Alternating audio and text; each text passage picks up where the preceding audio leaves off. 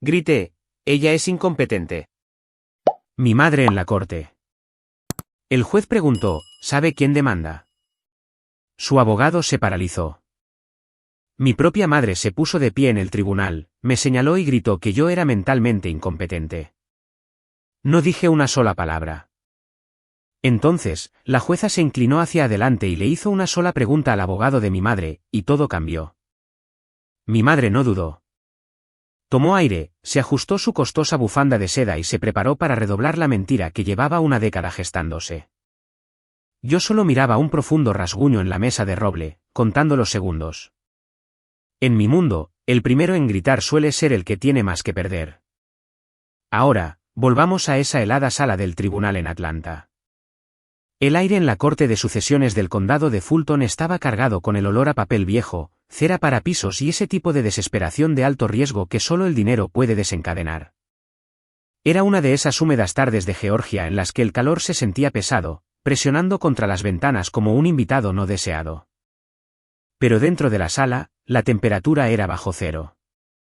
Yo tenía 34 años y, según Caroline, la mujer que me dio a luz, ya no era apta para controlar mi propia vida, mi cuenta bancaria, ni el legado que mi abuela había dejado.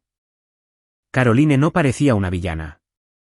Parecía una hija en duelo, pulida hasta el brillo en un blazer color carbón que gritaba dinero viejo y gracia calculada.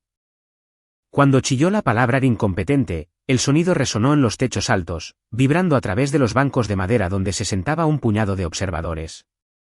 Sentí el peso de cada par de ojos en esa habitación girando hacia mí. No me inmuté. No levanté la vista para ver la lástima o el juicio. En cambio, mantuve la compostura de una experta en evaluación de riesgos de alto nivel. Veía la sala del tribunal no como un lugar de drama, sino como un panorama de amenazas que estaba auditando en ese momento. En mi línea de trabajo, tenemos un dicho, cuanto más fuerte es el ruido, más débil es la señal. Caroline estaba generando una cantidad masiva de ruido. Habló sobre mi pasado con un temblor ensayado en su voz, tejiendo una narrativa de inestabilidad, arrebatos emocionales y una supuesta incapacidad para manejar el peso de un patrimonio. Estaba desenterrando fantasmas de hace 20 años, remontándose a cuando yo tenía 14. Ese fue el año en que mi mundo dejó de girar. El año en que mi padre se fue y Caroline lo reemplazó con una serie de distracciones costosas y un hombre llamado Preston, que miraba a nuestra familia como si fuera una propiedad de inversión. Recuerdo a esa niña de 14 años. Estaba rota. Sí, se estaba ahogando en el trauma de un divorcio que se sintió más como una demolición. Recuerdo las sesiones de consejería escolar, los rincones tranquilos donde intentaba esconder mis lágrimas, y los registros que Caroline había guardado como munición en una caja fuerte. Ella no estaba inventando una historia hoy. Estaba convirtiendo en armas las cicatrices de una niña que había cometido el crimen de necesitar a su madre. Arrancó todo el contexto, los 20 años de sanación y el éxito profesional que yo había construido, dejando solo la imagen de una adolescente frágil. La jueza Crawford estaba sentada detrás del estrado, con una expresión tan indescifrable como un libro de contabilidad cerrado. Era conocida por su precisión, una mujer que había pasado décadas viendo a través de las actuaciones de los desesperados. Dejó que Caroline hablara durante mucho tiempo, y yo sabía por qué. El silencio era mi fortaleza. En la industria de evaluación de riesgos, el que más habla es el que revela más vulnerabilidades. Caroline pensó que mi silencio era una señal de rendición, una bandera blanca izada ante su superior poder de fuego. No tenía idea de que en realidad era una cerca perimetral. Durante años, había vivido en un estado de hipervigilancia, un mecanismo de supervivencia nacido del abuso emocional. Cuando eres criado por alguien que trata tus emociones como un pasivo financiero, aprendes a procesar el mundo a través de datos. Dejas de reaccionar y empiezas a registrar. Mi abuela Margaret fue quien me enseñó eso. Solía decir que las personas mienten, pero los números no tienen intenciones ocultas. Ella fue quien me acogió cuando Caroline decidió que yo era demasiado trabajo. Margaret no me dio frases hechas. Me dio un libro mayor. Me enseñó a cuadrar una chequera antes de que supiera conducir. Y, lo que es más importante, me enseñó a detectar un asiento contable que no cuadraba. Mientras Caroline se sentaba, alisando su blazer con la satisfacción de alguien que creía que acababa de presentar su alegato final, su abogado dio un pequeño y arrogante asentimiento. Creían que me habían atrapado en mi propia historia. Creían que los registros de una niña de 14 años en duelo pesarían más que la realidad de una mujer de 34 años que evaluaba riesgos para empresas de la lista Fortune 500. La jueza Crawford se inclinó hacia adelante, con los anteojos resbalando un poco por su nariz. Miró al abogado de Caroline y le hizo la pregunta que dejó la sala sin aire. «Consejero, ¿de verdad no tiene idea de a quién está demandando hoy?» El abogado parpadeó, y su postura segura vaciló por un microsegundo. «Es contadora, su señoría», respondió. «Trabaja localmente». El fantasma de una sonrisa casi tocó mis labios, pero mantuve mi rostro clínico. La jueza no respondió de inmediato. Dirigió su mirada hacia mí y luego de vuelta a mi madre, cuyo rostro ya comenzaba a perder su color cuidadosamente mantenido. El reconocimiento en los ojos de la jueza fue la primera grieta en el muro de Caroline. Ella creía que esta audiencia se trataba de arrebatarme la casa de mi abuela y mi cordura. No tenía idea de que, en realidad, era una auditoría a su propia alma. Y como profesional, yo sabía exactamente qué le pasaba a la gente que no pasaba una auditoría. La mansión en Savannah era una reliquia de una época en la que la palabra familia significaba algo más que una batalla legal. Estaba al final de un largo camino de entrada adornado con musgo, rodeado de antiguos robles que parecían susurrar los secretos de la familia a cualquiera lo suficientemente paciente para escuchar. Desde el exterior, la finca era una obra maestra de puertas de hierro forjado y columnas blancas, un símbolo del legado de los Cross que Caroline y Preston estaban tan desesperados por reclamar. Pero durante 2 años, viví detrás de esas columnas. Y sabía que la verdadera historia no estaba en la arquitectura. Estaba en el aire que olía a limpiador de lavanda y en el lento y rítmico tic-tac de un reloj que se estaba quedando sin tiempo para mi abuela, Margaret. Yo no estaba allí solo para sostener su mano mientras se desvanecía. Yo era quien auditaba las facturas de la farmacia, manejaba los horarios de enfermería y me aseguraba de que el techo no colapsara bajo el peso del húmedo aire de Georgia. Caroline y Preston solo aparecían cuando el sol estaba alto y las oportunidades para tomar fotos eran abundantes. Entraban oliendo a perfumes caros y cócteles, jugaban el papel de la familia devota durante 1 hora y luego desaparecían de vuelta a Atlanta. Miraban esa casa y veían capital líquido. Yo miraba esa casa y veía a una mujer que me lo había dado todo cuando mi propia madre me había tratado como a una póliza de seguro vencida. 6 meses antes de que ella falleciera, noté la primera anomalía. Estaba sentada en su escritorio de caoba revisando la actividad de la cuenta del fideicomiso y los números no cuadraban. Mi pulso no se aceleró. Se ralentizó de la misma manera que lo hace cuando identifico un riesgo sistémico de alto nivel en el trabajo. Encontré una serie de retiros irregulares que pasaban por alto los procedimientos operativos estándar del fideicomiso. Preston, un hombre cuya única contribución real a la familia era un historial de malas apuestas y deudas de juego, había encontrado una vulnerabilidad. Había retirado en secreto e ilegalmente $96,400 de la cuenta del fideicomiso de mi abuela. No lo hizo todo a la vez. Lo hizo en intervalos irregulares, pensando que los números redondos parecerían reparaciones de la casa o gastos médicos. Pero yo llevaba años rastreando fraudes. Sabía que las personas que roban una vez rara vez se detienen. Y Preston era un hombre que vivía en un estado de constante asfixia financiera. Había usado ese dinero para pagar a sitios de apuestas en el extranjero y a los acreedores que empezaban a acechar sus propias empresas fallidas. Preston había orquestado una compleja red de fraude por un total de $1.8 millones. Pero ese dinero estaba atascado en cuentas congeladas en el extranjero e inversiones internacionales en quiebra. Era rico en activos en papel, pero se estaba ahogando en deudas inmediatas. Necesitaba desesperadamente $96,400 en efectivo para evitar que un acreedor privado embargara sus autos y su oficina. Y pensó que el fideicomiso de mi abuela era un cajero automático fácil e irrastreable. Fue un movimiento torpe y presa del pánico. El tipo de error que comete un ladrón experimentado cuando está entre la espada y la pared. El robo fue clínico, pero la consecuencia fue inmediata.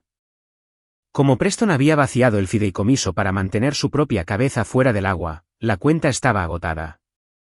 Cuando llegó la factura anual del impuesto a la propiedad de la mansión en Savannah, no quedaba nada. Y estas no eran solo advertencias, eran avisos finales. Preston había estado desviando el fondo de impuestos durante 3 años consecutivos, escondiendo el correo mientras los intereses se acumulaban. La casa no solo estaba endeudada. Estaba a semanas de ir a una subasta del condado por gravamen fiscal. La casa que había estado en nuestra familia por generaciones estaba al borde de la ejecución hipotecaria. No llamé a Caroline para gritarle. En cambio, traté a mi madre y a mi padrastro como una deuda incobrable que estaba obligada a reestructurar.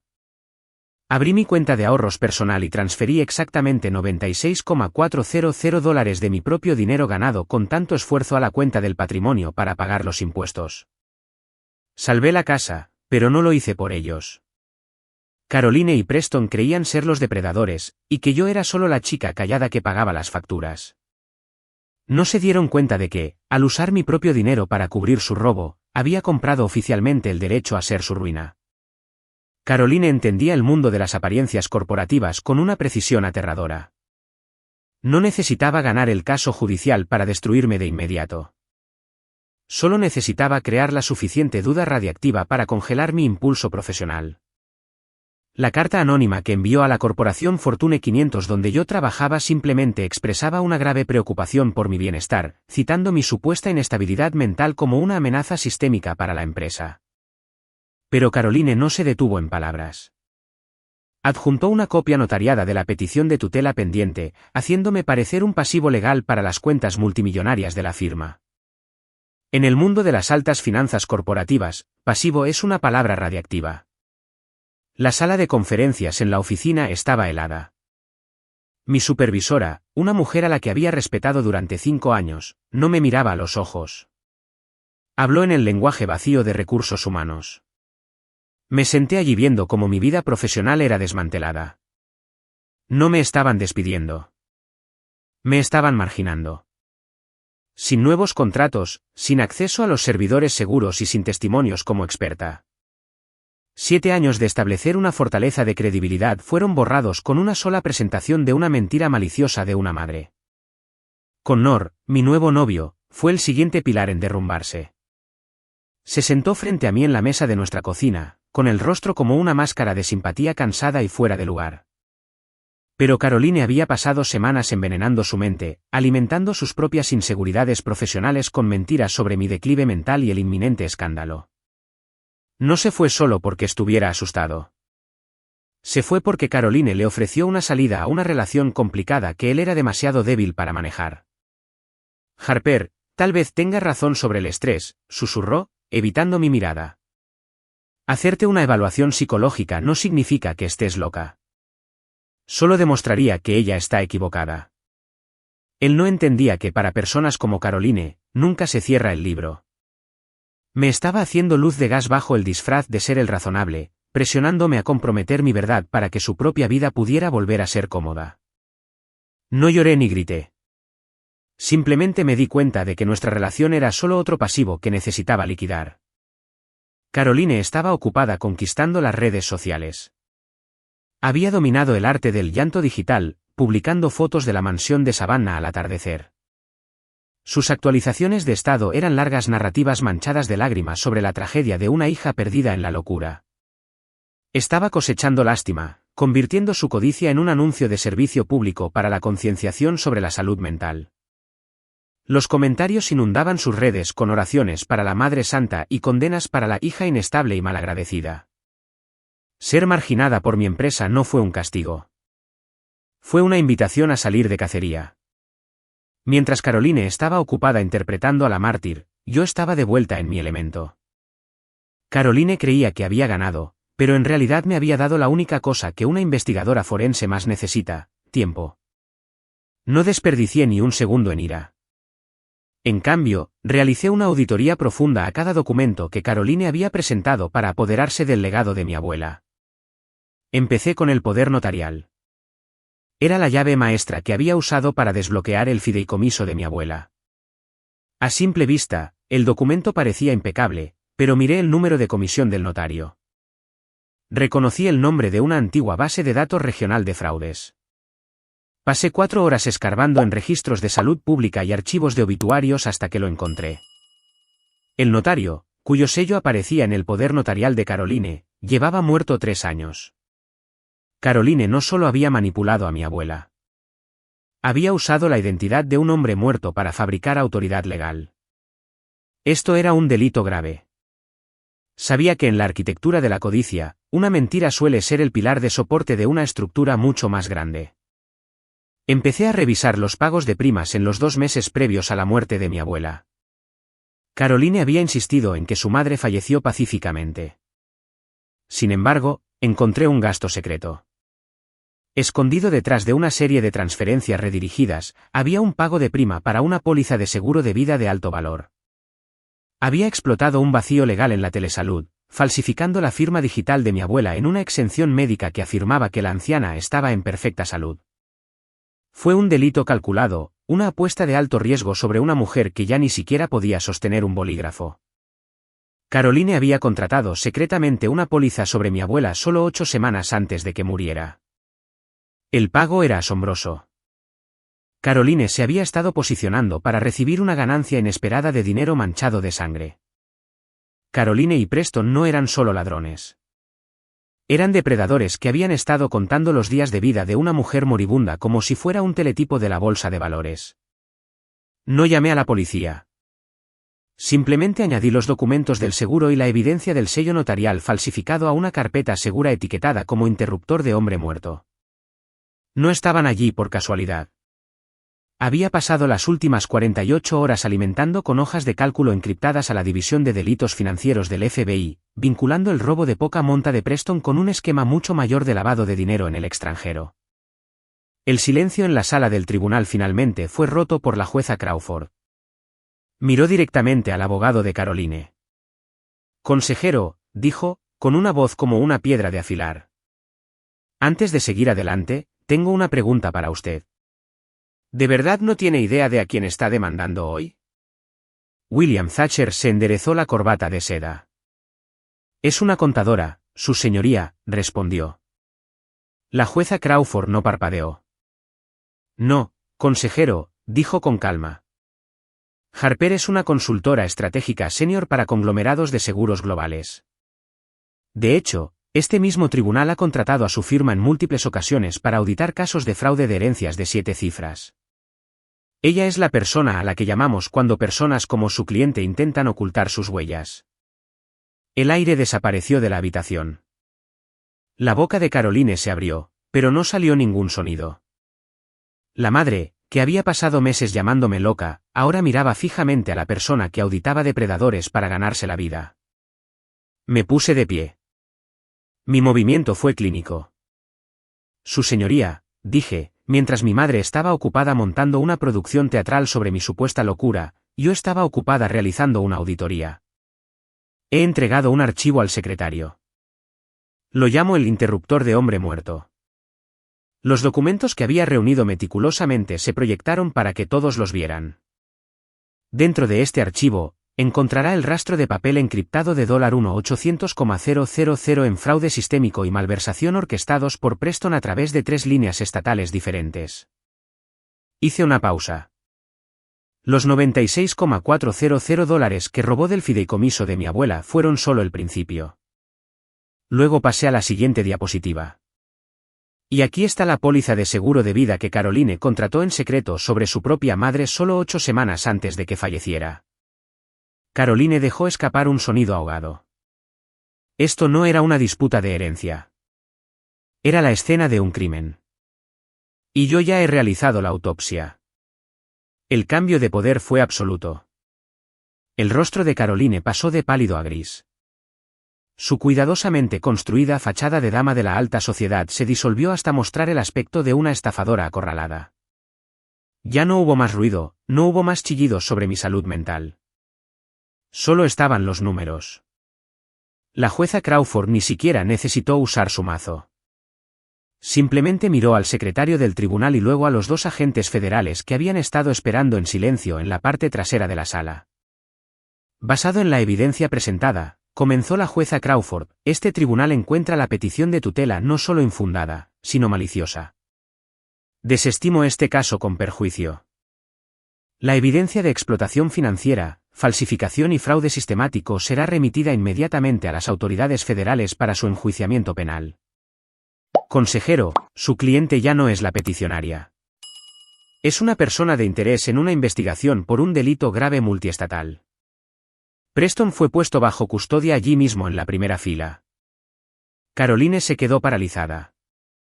Había pasado su vida interpretando el papel de una dama de la alta sociedad cuyo estatus estaba construido enteramente sobre una base de dinero prestado y la bondad de mi abuela. Ahora estaba experimentando la realidad de lo que sucede cuando se acaba el crédito. El poder de mi madre era una ilusión, una capa de maquillaje costoso que finalmente había sido lavada por el agua fría de la verdad. Había confundido mi silencio con un cheque en blanco y mi resistencia con una línea de crédito infinita.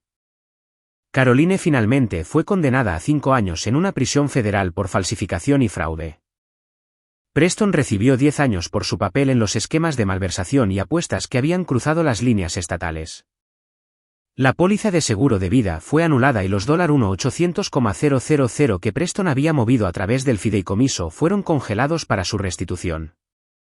No me quedé a ver cómo se los llevaban. En cambio, regresé a Savannah. Vendí la mansión y usé los $96,400 que había recuperado, más el resto del patrimonio, para establecer un fondo de defensa legal para ancianos. Lo llamé la Fundación Margaret Cross, un lugar dedicado a proteger a las personas mayores del mismo tipo de explotación financiera al que había sido sometida mi abuela. Me he dado cuenta de que algunas personas pasan toda su vida intentando ganar a base de ruido. Creen que si gritan más fuerte o dicen la mentira más convincente, pueden reescribir la realidad. Están equivocados.